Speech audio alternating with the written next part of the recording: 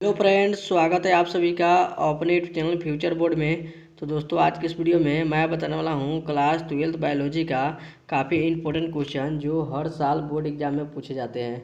तो इस वीडियो को शुरू से अंत तक देखिएगा। इस वीडियो को कहीं से स्किप मत कीजिएगा और इस चैनल पर नया चैनल को सब्सक्राइब कीजिएगा और वीडियो को लाइक जरूर कीजिएगा। तो चलिए स्टार्ट करते हैं आज का वीडियो।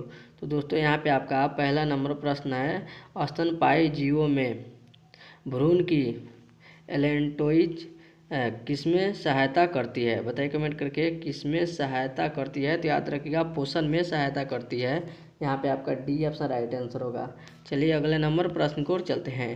तो दोस्तों, यहाँ पे आपका अगला नंबर प्रश्न है, किसी घास समय स्थान में किसी घास आबादी में मृत्यु की संख्या को क्या कहते हैं? बताइए कमेंट करके, क्या कहते हैं? तो याद रखिएगा, इसमें क्या कहते हैं तो मोर्टलिटी कहते हैं। क्या कहते हैं तो मोर्टलिटी कहते हैं।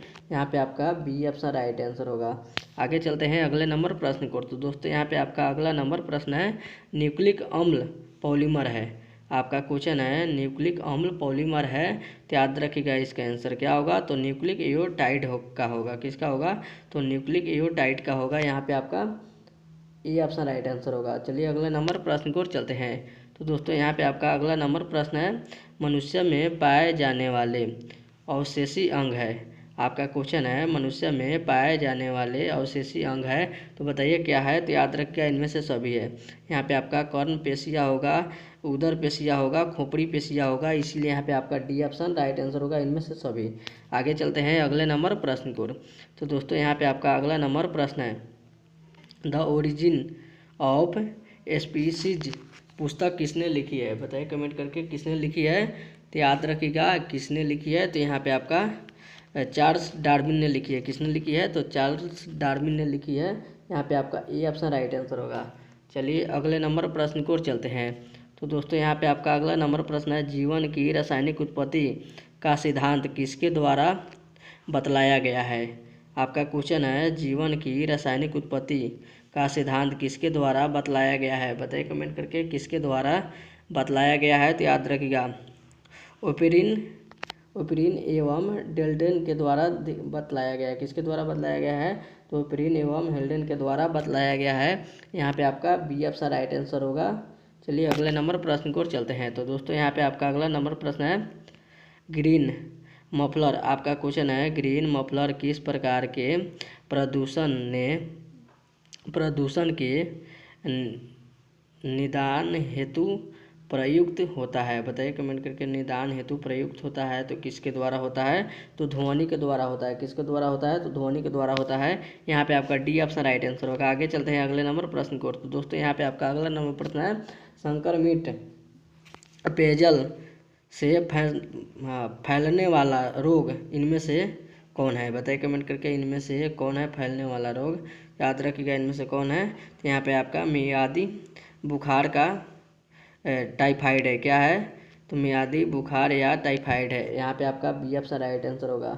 चलिए अगले नंबर प्रश्न को चलते हैं। तो दोस्तों, यहाँ पे आपका अगला नंबर प्रश्न है, निम्नलिखित में कौन सा रोग? आपका क्वेश्चन है, निम्नलिखित में कौन सा रोग प्रोटोजुआ परजीवी द्वारा संचारित होता है? आपका क्वेश्चन है, निम्नलिखित में कौन सा रोग प्रोटोजुआ परजीवी द्वारा संचारित होता है? तो बताइए कमेंट करके, कौन होता है तो यहाँ पे आपका सभी होगा। यहाँ पे आपका डी ऑप्शन राइट आंसर होगा। आगे चलते हैं, मलेरिया, कालाजार, एमेबिसिस होगा। यहाँ पे आपका डी ऑप्शन राइट आंसर होगा। आगे चलते हैं अगले नंबर प्रश्न को। तो दोस्तों, यहाँ पे आपका अगला नंबर प्रश्न है, यौन संचारित रोग निम्नलिखित में से कौन है? आपका क्वेश्चन है, यौन संचारित रोग निम्नलिखित में से कौन है? तो याद रखिएगा, इनमें से सभी है, एड्स, सिफिलिस, गोनोरी, इसलिए यहाँ पे आपका डी ऑप्शन राइट आंसर होगा, गोनोरी। और आगे चलते हैं अगले नंबर प्रश्न को। तो दोस्तों, यहाँ पे आपका अगला नंबर प्रश्न है, इन्फ्लुएंजा इनमें से किसके द्वारा होता है? आपका क्वेश्चन है, इन्फ्लुएंजा इनमें से किसके द्वारा होता है? बताइए कमेंट करके, किसके द्वारा होता है तो यहाँ पे आपका मिक्सो वायरस के द्वारा होता है। किसके द्वारा होता है? तो मिक्सो वायरस के द्वारा होता है। यहाँ पे आपका बी ऑप्शन राइट आंसर होगा। आगे चलते हैं अगले नंबर प्रश्न को। तो दोस्तों यहाँ पे आपका अगला नंबर प्रश्न है, कौन अमर है? तो बताइए कमेंट करके, कौन अमर है? तो याद रखिएगा जनन कोशिका अमर है। कौन है? तो जनन कोशिकाएं अमर है। यहाँ पे आपका ए ऑप्शन राइट आंसर होगा। आगे चलते हैं अगले नंबर प्रश्न को। तो दोस्तों यहाँ पे आपका अगला नंबर प्रश्न है, बिना निषेचन फल के विकास को कहते हैं। तो बताइए क्या कहते हैं? आपका क्वेश्चन है, बिना निषेचन फल के विकास को कहते हैं। तो बताइए कमेंट करके क्या कहते हैं? तो निषेचन फलन कहते हैं। क्या कहते हैं? तो निषेचन फलन कहते हैं। यहाँ पे आपका सी ऑप्शन राइट आंसर होगा। आगे चलते हैं अगले नंबर प्रश्न को। तो दोस्तों यहाँ पे आपका अगला नंबर प्रश्न है, मानव शरीर की सबसे बड़ी हड्डी कौन सी है? आपका क्वेश्चन है, मानव शरीर की सबसे बड़ी हड्डी कौन सी है? तो बताइए कमेंट करके कौन सी है? तो जांघ की हड्डी है। कौन सी है? तो जांघ की हड्डी है। यहाँ पे आपका ए ऑप्शन राइट आंसर होगा। चलिए अगले नंबर प्रश्न को चलते हैं। तो दोस्तों यहाँ पे आपका अगला नंबर प्रश्न है, किसे कोशिका की आत्महत्या की थैली कहा जाता है? आपका क्वेश्चन है, किसे कोशिका की आत्महत्या की थैली कहा जाता है? बताइए कमेंट करके किससे कहा जाता है? तो याद रखिएगा लाइसोसोम को कहा जाता है। किससे कहा जाता है? तो लाइसोसोम को कहा जाता है। यहाँ पे आपका ए ऑप्शन राइट आंसर होगा। आगे चलते हैं अगले नंबर प्रश्न को। तो दोस्तों यहाँ पे आपका अगला नंबर प्रश्न है, निम्नलिखित में से कौन सा रोग वायु के द्वारा फैलता है? आपका क्वेश्चन है, निम्नलिखित में कौन सा रोग वायु के द्वारा फैलता है? तो याद रखिएगा कौन सा रोग है वायु के द्वारा फैलता है?